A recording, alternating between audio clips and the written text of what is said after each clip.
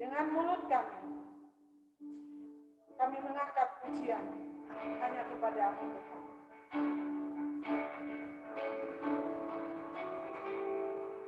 Mulutku penuh dengan pujian kepada-Mu ya Yesus Tuhan. Sepanjang hari ku berhormatan kepada-Mu ya Allah.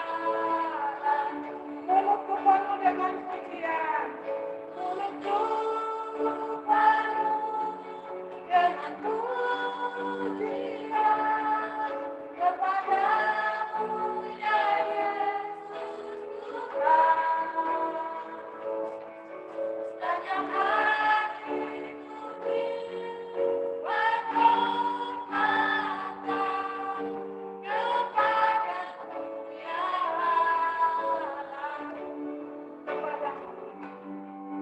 Kepada-Mu ya Allah. Mari kita berdoa.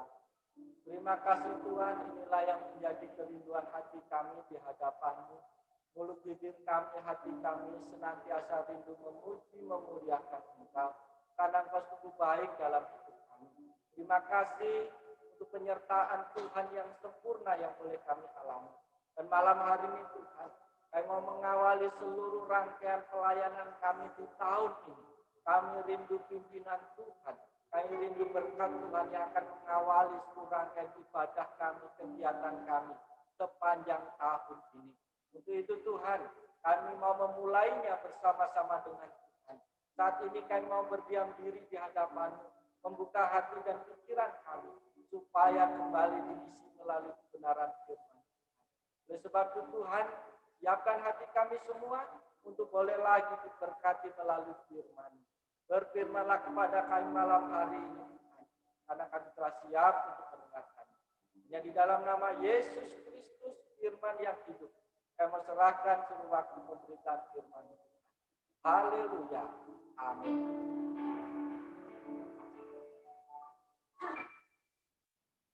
Salam Bapak Ibu Saudara yang dikasihi oleh Tuhan Yesus Kristus. Kita akan mengawali seluruh rangkaian kegiatan pelayanan kategorial di tahun ini bersama-sama dengan Tuhan. Oleh sebab itu mari kita akan merenungkan firman Tuhan malam hari ini yang terambil di dalam surat 2 Korintus pasal yang keempat.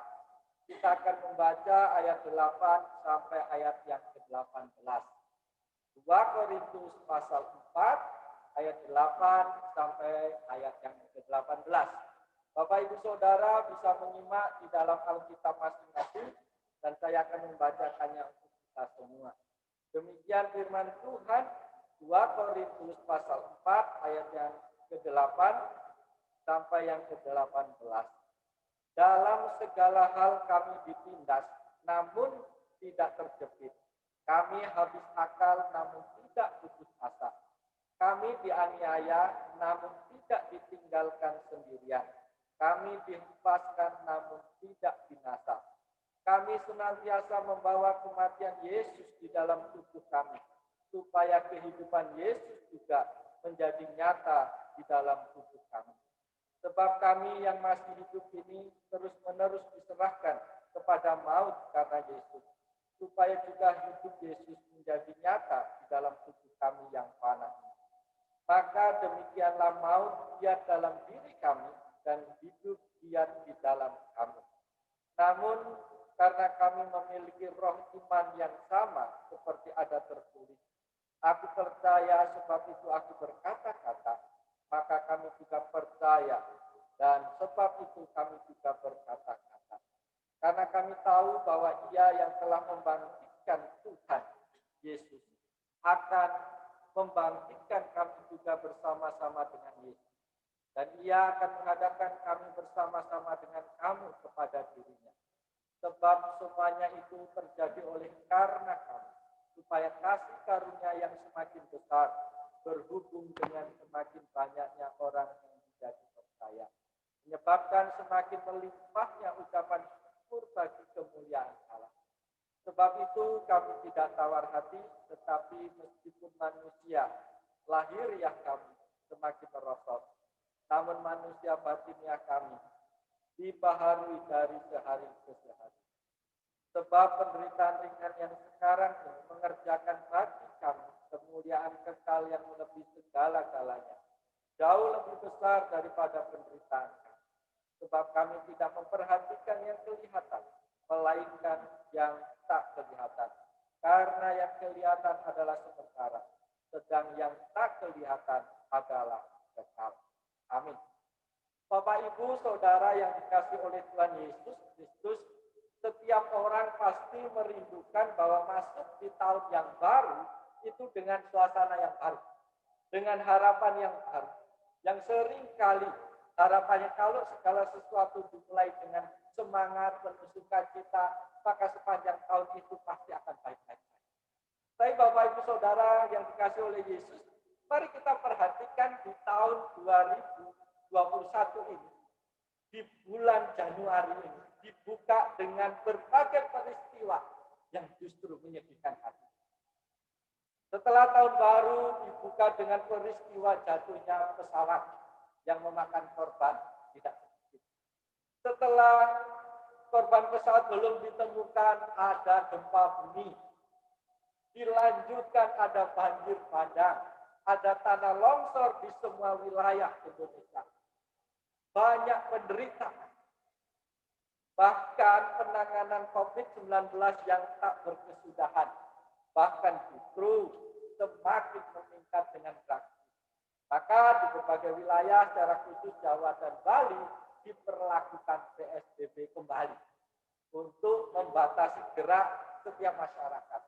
Nah, Bapak Ibu yang dikasihi Tuhan, melihat peristiwa-peristiwa itu, saya yakin Bapak Ibu dan saya punya kekhawatiran tersendiri terhadap tahun ini.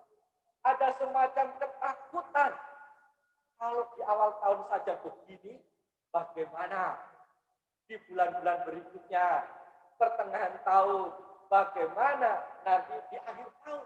Apakah tidak semakin membuat kita takut?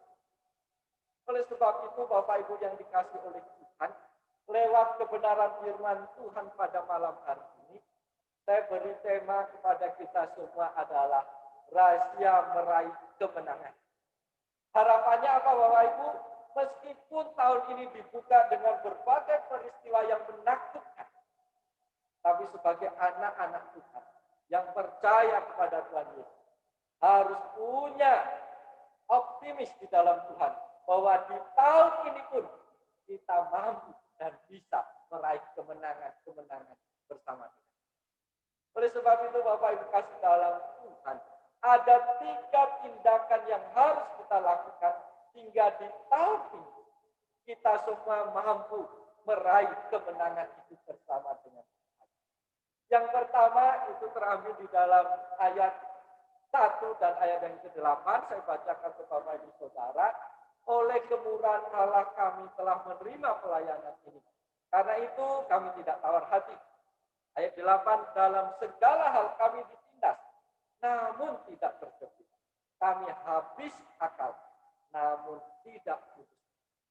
Maka Bapak Ibu kasih dalam Tuhan, kalau kita mau memperoleh kemenangan di tahun ini, maka apa yang harus kita lakukan? Kita tidak boleh mudah putus asa. Meskipun tahun ini dimulai dengan hal-hal yang menakutkan.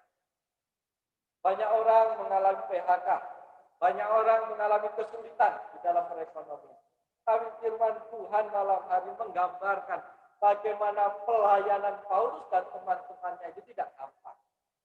Setiap hari mereka mengalami tantangan, mereka ditindas, mereka terjepit, tetapi firman Tuhan jelas mengatakan, namun tidak putus.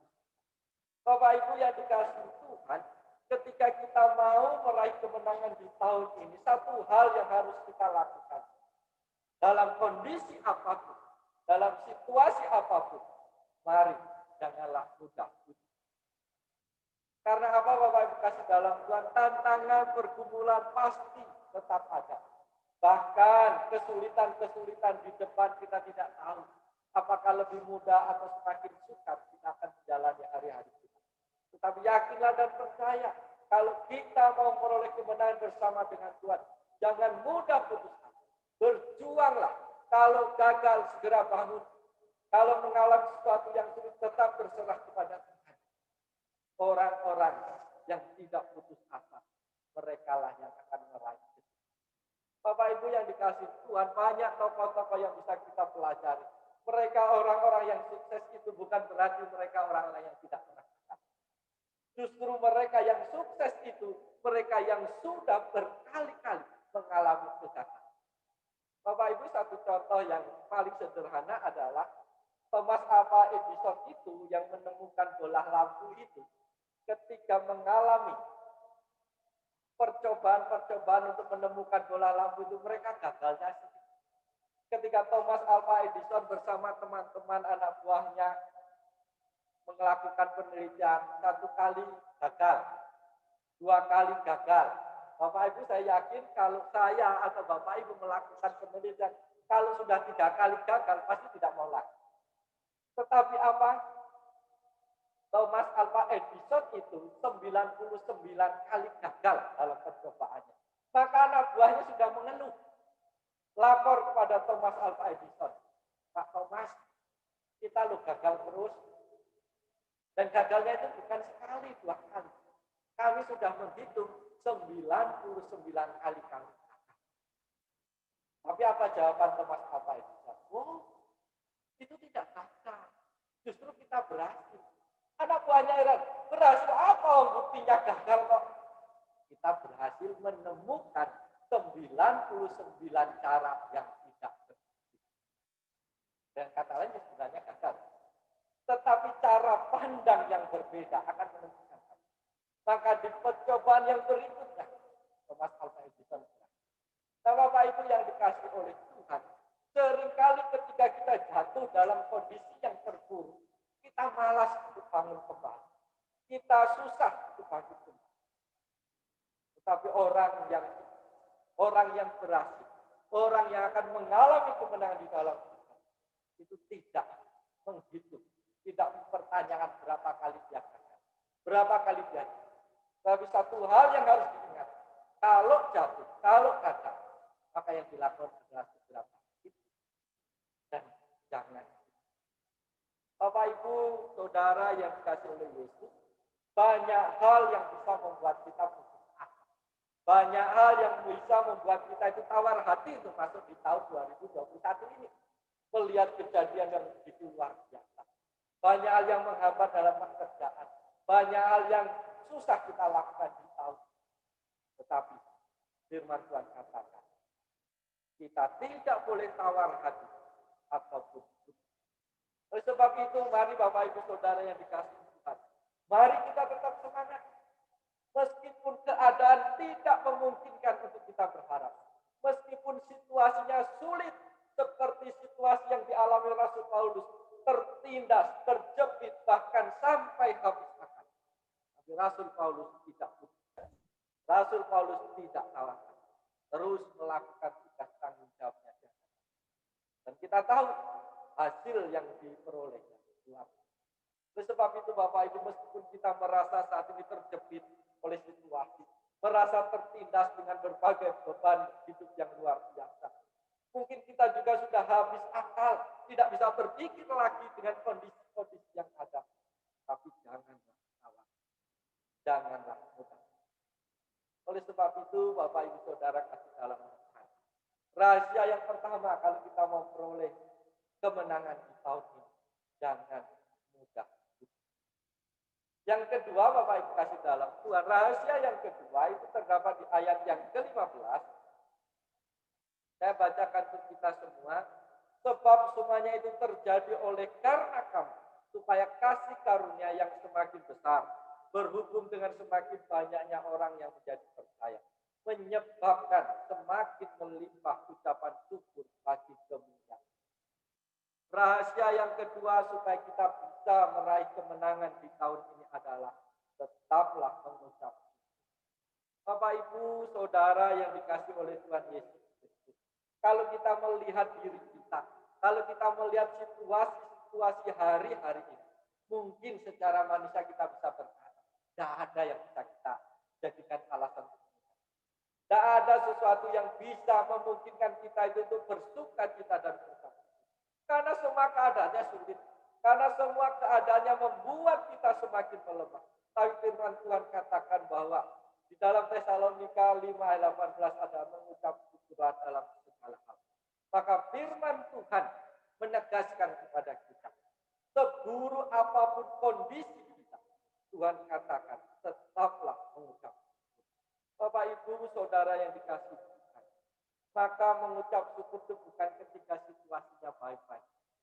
Bukan ketika kita punya banyak harta, punya banyak uang, punya jabatan dan sebagainya, baru kita bisa merasakan kebaikan. Seringkali justru Tuhan menunjukkan kasih karunia-Nya yang besar itu ketika kita sedang dalam kelemahan. Ketika kita sedang dalam kondisi-kondisi yang tidak baik, justru di sana kuasa Allah bekerja semakin nyata dalam hidup. Bapak Ibu Saudara yang dikasihi Tuhan, orang yang sakit tidak akan pernah mengerti enaknya kalau sehat. Maka orang yang tidak pernah sakit pasti tidak menjaga hidupnya dengan baik. Tetapi orang yang pernah sakit, maka dia tahu kalau sakit itu nggak enak, maka dia pelihara kesehatannya. Nah Bapak Ibu, kalau orang tidak pernah mengalami kesukaran, orang tidak pernah mengalami situasi-situasi yang sulit, mereka tidak tahu bagaimana pertolongan Tuhan nyata. Bapak Ibu yang dikasihi Tuhan, saya yakin pertolongan Tuhan, karya Tuhan itu semakin nyata dan mampu kita lihat dengan jelas, itu kalau kita sedang dalam kondisi yang tidak baik. Tetapi kalau dalam kondisi segala sesuatu baik, kita seringkali tidak mampu melihat kebaikan-kebaikan. Seringkali kita hanya melihat kebaikan-kebaikan diri kita. Bapak Ibu, kalau orang sudah kuat secara ekonomi, sehat fisiknya, pasti secara tidak langsung mereka bisa berkata perlu orang lain. Karena semuanya ada. Tapi Bapak Ibu, kalau saya umpamakan Bapak Ibu itu adalah orang yang pernah merantau, pergi jauh dari rumah. Rasa kangen, rindu kepada keluarga itu biasanya kalau lagi sehat. Kalau lagi sehat, bisa pergi kemana-mana ketemu teman. Tidak merasa, tidak ingat sama keluarga. Tapi kalau ketika di dalam kontrakan atau di dalam kos-kosan sendirian sakit tidak ada yang merawat, baru ingat pada.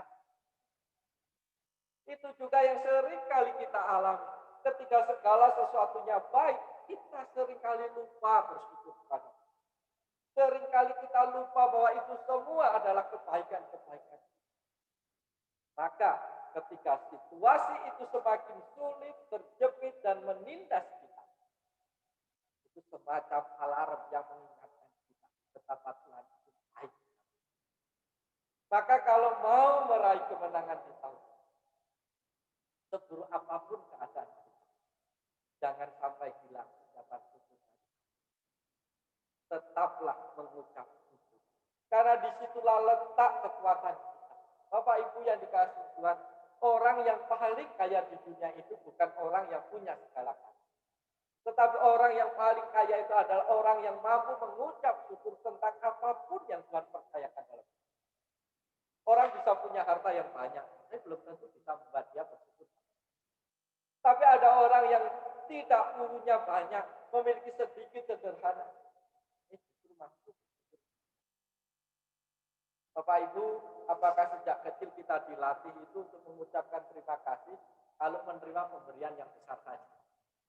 Saya yakin tidak.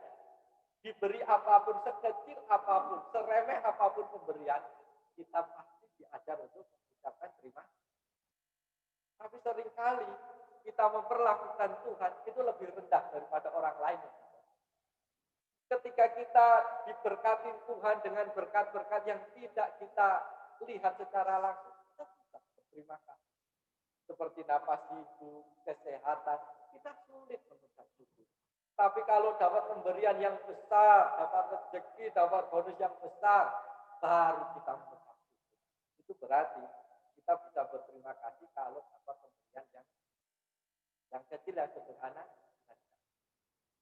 Oleh sebab itu Bapak Ibu kasih dalam Tuhan, sekali lagi firman Tuhan mengingatkan bahwa kunci kemenangan kita di tahun ini bukan terletak apa yang kita miliki, bukan terletak dengan apa yang mampu kita raih, tetapi terletak kepada hati kita. Mampukah mengucap syukur dengan pemberian-pemberian yang Tuhan? Mampukah kita tetap berterima kasih kepada Tuhan untuk apa saja yang Tuhan percayakan? Sedikit banyak tidak menentukan kita. Oleh sebab itu Bapak Ibu kasih dalam Tuhan, mengucap syukurlah dalam segala. Dalam kondisi apapun tidak bisa membatasi kita untuk tidak bersyukur kepada Tuhan. Oleh sebab itu milikilah gaya hidup yang senantiasa mengucap syukur kepada Tuhan. Itu rahasia yang kedua Bapak Ibu kasih dalam Tuhan. Rahasia yang ketiga untuk meraih kemenangan di tahun ini adalah ayat yang ke-18. Sebab kami tidak memperhatikan yang kelihatan, melainkan yang tak kelihatan. Karena yang kelihatan adalah sementara, sedang yang tak kelihatan adalah. Rahasia yang ketiga untuk memperoleh kemenangan di tahun ini adalah, mari kita mengarahkan perhatian kita kepada Tuhan. Dengan kata lain, mari kita mengarahkan perhatian kita kepada perkara-perkara rohani. Bapak Ibu yang dikasihi Tuhan, kondisi sekarang, situasi dunia sekarang ini, kalau itu kita perhatikan, akan membuat kita semakin takut menjalani hari-hari. Kalau kita melihat diri kita dan fokus pada pergumulan kita, itu akan membuat kita semakin lemah dan tidak mau melanjutkan kehidupan. Tetapi kalau kita mau mengarahkan perhatian kita kepada Tuhan, banyak hal yang Tuhan buat dalam hidup kita, maka itu akan membuat kita semakin hati, semakin bersuka cita untuk menjalani hari-hari yang meskipun situasinya belum berubah, meskipun situasinya masih sulit, tapi mari kita mengarahkan perhatian kita. Bapak Ibu yang dikasihi oleh Tuhan, dalam kesulitan, dalam tantangan di tahun-tahun ini, banyak hal yang akan mampu merampas perhatian kita dari Tuhan. Banyak hal yang mampu membelokkan fokus hidup kita kepada hal-hal dunia ini. Dan kita tidak bisa memfokuskan perhatian kita. Ketika kita fokusnya sudah beralih dari Tuhan, maka kita akan semakin. Bapak Ibu Saudara yang dikasihi oleh Tuhan Yesus, di sebuah perlombaan lari jarak pendek, itu biasanya ada orang yang bisa memberi semangat. Orang yang dikasihi, orang yang dicintai itu berdiri memberi semangat itu di garis finish. Maka seorang pelari itu begitu lari walaupun capek, sakit, orang memberi semangat itu berkata, ayo terus semangat. Dan seorang pelari yang baik dia harus memfokuskan perhatiannya ke depan kepada orang yang bersemangat. Tidak boleh memalingkan perhatiannya ke kanan ke kiri. Meskipun di kanan kiri itu banyak cewek yang lebih cantik daripada ada yang di depan. Banyak orang di kanan kiri yang menari-nari lebih heboh. Tapi ketika semenit sedetik saja kita mengalihkan perhatian kita, maka kita akan. Bisa jadi itu justru membuat kita terjatuh dalam perlombaan. Oleh sebab itu Bapak Ibu kasih dalam Tuhan, hidup kita ini juga adalah sebuah perlombaan yang harus kita jalani. Selama kita masih mampu mefokuskan perhatian kita kepada Tuhan, sebesar apapun tantangan yang kita hadapi, kita akan mampu kita lewati. Tetapi kalau banyak hal yang di dunia ini meraih fokus kita, mengalihkan perhatian kita pada pekerjaan, pada harta, pada uang, bahkan pergumulan seringkali mengalihkan perhatian kita.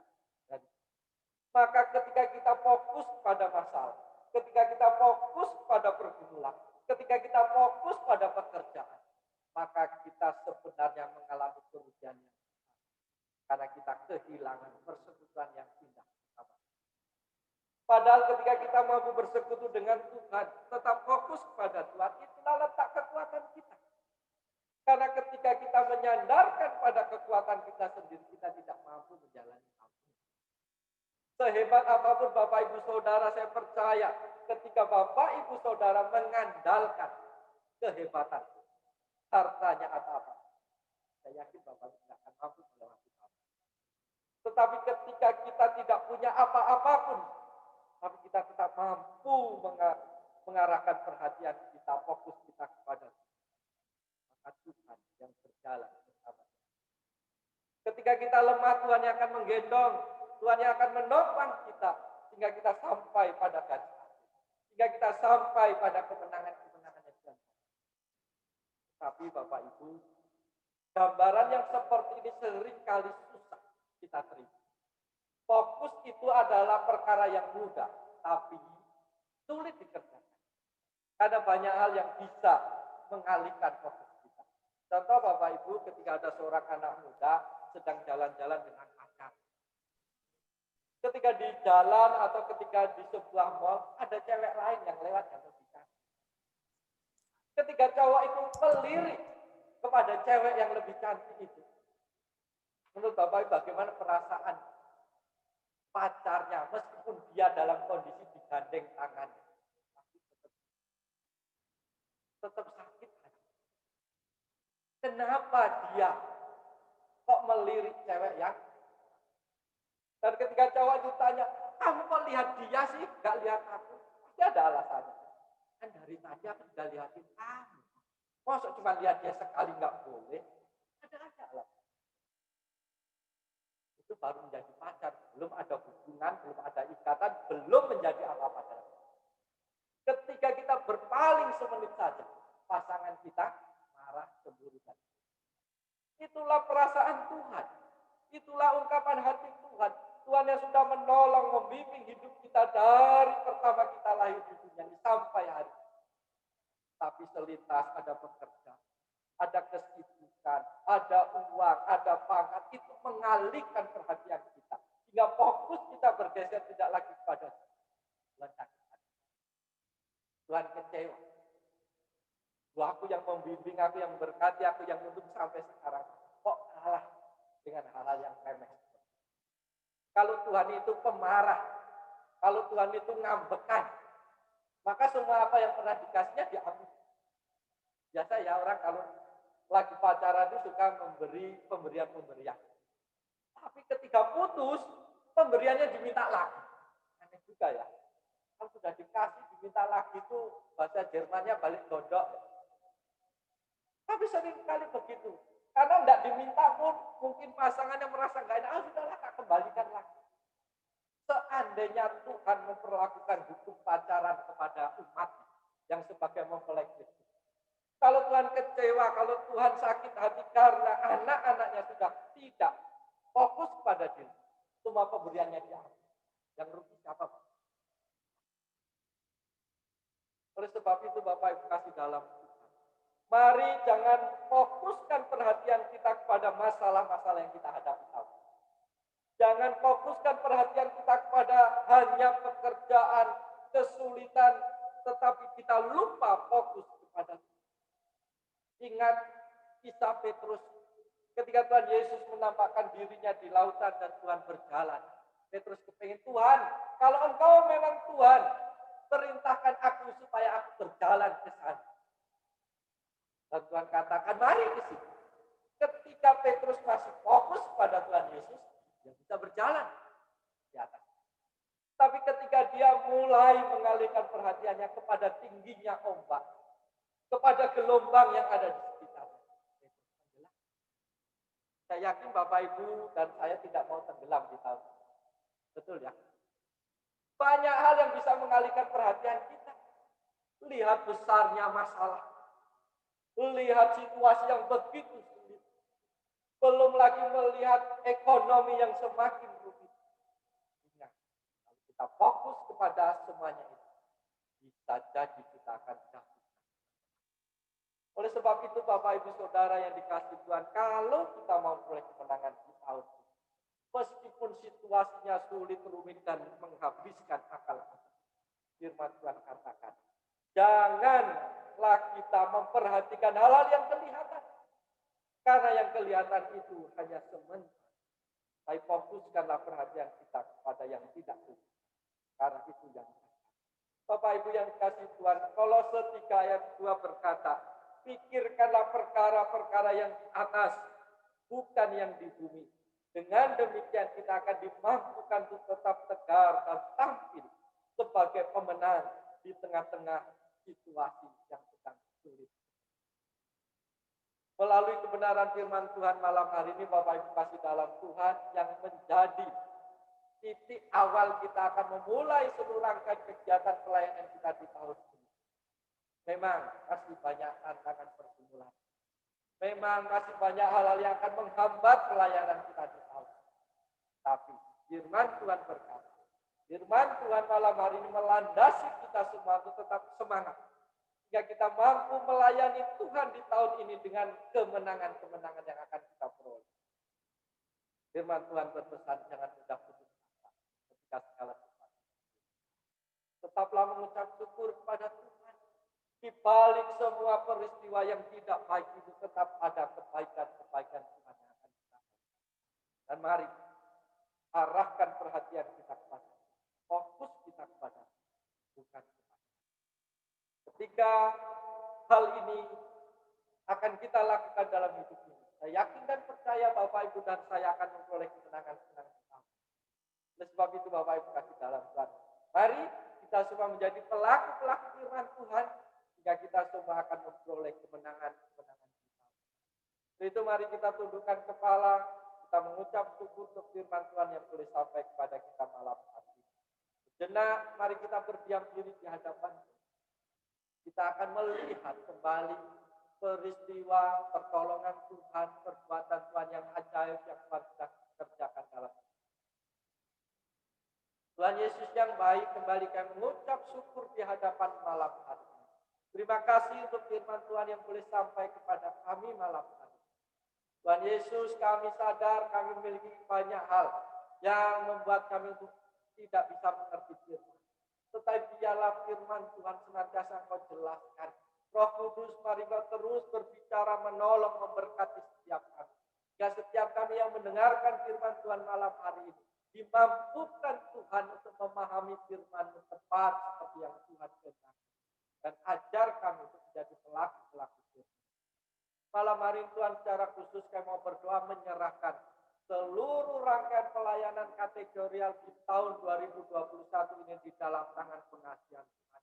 Berkati para pengurus, berkati para pengurus kategorial, para pelayan yang akan melayani di sepanjang tahun 2021 ini. Kiranya Tuhan memperlengkapi dengan kuat kuasa Roh Kudus. Tuhan memberkati mereka dengan perlengkapan-perlengkapan rohani. Biarlah hidup mereka menjadi teladan yang baik. Ya lewat pelayanan mereka, lewat hidup mereka, jemaat Tuhan diteguhkan, jemaat Tuhan semakin diperlengkapi di dalam pengenalan akan Tuhan. Kami sadar banyak tantangan pergumulan yang akan kami hadapi di tahun ini di dalam pelayanan. Tetapi biarlah kami sehati sepikir di dalam nama Yesus. Tuhan satukan setiap kami, jemaat Tuhan, para pelayan majelis semuanya, mampu bergandengan tangan, bahu-membahu, untuk boleh terus melayani Tuhan dengan penuh sukacita. Karena itu tugas tanggung jawab kami. Berkati mampukan kami untuk melangkah di tahun ini. Berkati mampukan kami untuk melayani pada tahun ini. Dan biarlah kami boleh melihat buah-buah dari pelayanan kami bersama-sama. Kami juga menyerahkan untuk seluruh jemaat Tuhan, para pelayan Tuhan berkati dengan kekuatan kesehatan yang baik. Jaga lindungi mereka, jauhkan dari segala sakit penyakit. Hingga ketika tubuh mereka sehat, mereka mampu melakukan tugas tanggung jawab. Baik dalam keluarga, dalam pekerjaan maupun di dalam pelayanan. Hingga mereka boleh menikmati karya Tuhan dalam kesehatan. Terima kasih Tuhan. Kami juga terus menyerahkan setiap tim pelayanan yang ada. Apapun tugas tanggung jawab mereka dalam pelayanan Tuhan. Mereka yang melayani di dalam pujian, Tuhan memberkati para singer, WL, para pemain musik, bahkan mereka yang melayani di multimedia, baik sound system, LCD, Tuhan tolong berkati mereka semua Tuhan. Mereka yang bertugas menyampaikan firman Tuhan, Tuhan berkati Tuhan. Kerinduan kami Tuhan, kami melayani karena Engkau terlebih dahulu melayani kami. Hingga pakai urapi setiap kami menjadi alat di tangan Tuhan. menjadi alat yang efektif di tangan Tuhan, mewartakan kabar baik. Dan kami boleh melihat ada jiwa-jiwa baru yang Tuhan tambah-tambahkan di tahun ini. Terima kasih Yesus, terima kasih. Ini doa dan seruan kami kepadamu malam hari ini yang boleh kami naikkan hanya di dalam nama Tuhan Yesus Kristus yang telah mengajar kami berdoa demikian. Bapa kami yang ada di surga, dalam namamu, datanglah kerajaanmu, jadilah kehendak-Mu di bumi seperti di surga. Berikanlah kami pada hari ini makanan kami yang secukupnya, dan ampunilah kami akan kesalahan kami, seperti kami juga mengampuni orang yang bersalah kepada kami. Dan janganlah bawa kami ke dalam pencobaan, dilepaskanlah kami daripada yang dan Allah yang punya kuasa dan kuasa dan kemuliaan sampai selama-lamanya. Amin.